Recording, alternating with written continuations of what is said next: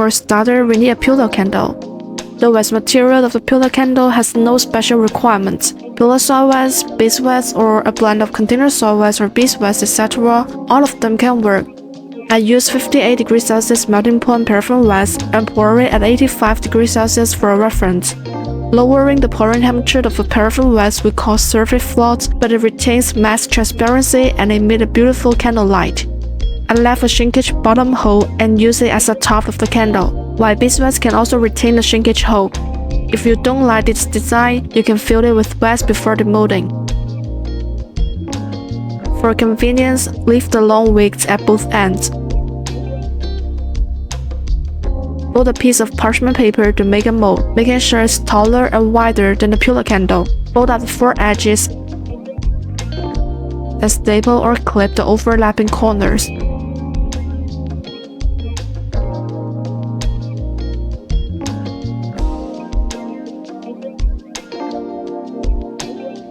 Melt about 100 grams of white beeswax over medium heat. When the wax is at 100 degrees Celsius, pour a layer into a parchment paper.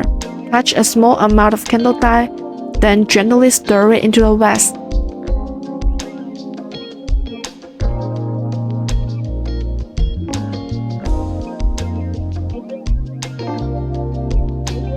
You can dip into another color and naturally blend in the middle.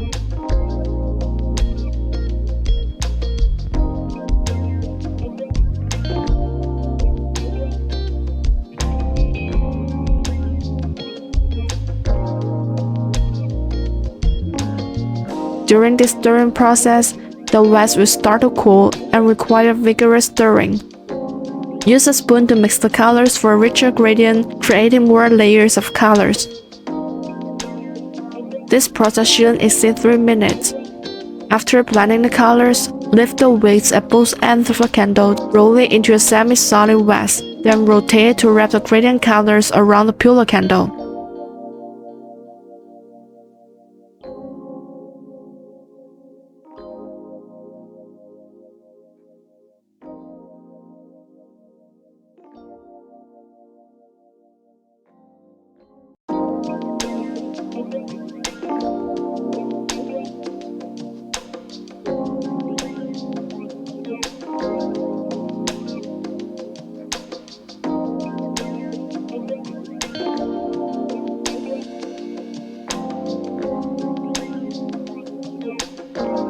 Use a heat gun to heat the remaining hard wax and use a spoon to pile it on the top or other empty areas as you like.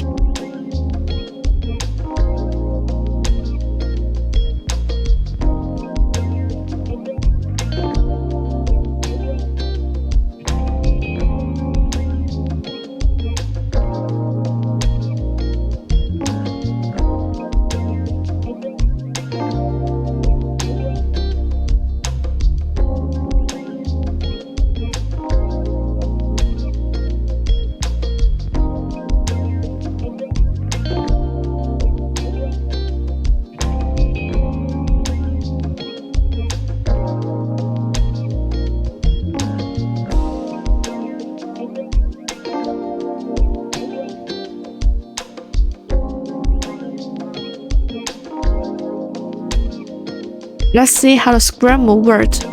Likewise, pour the white beeswax into the parchment paper at 100 degrees Celsius. Then blend your favorite colors. I'm blending green and brown here. I pour a bit thick, so I wait a few minutes. After a matte wax skin forms on the surface, puncture it with a spoon. Gently stir it and blend in more layers of colors. Therefore, if the wax was poured thickly and the coloring was done before the wax began to solidify, wait a few minutes for the matte wax skin to appear before blending with a spoon. Otherwise, the wax liquid flows with the candle dye, resulting in only one color. The drier the wax, the rougher the texture, and the wetter the wax, the smoother the texture. The more times you press and lift, the rougher the texture will be.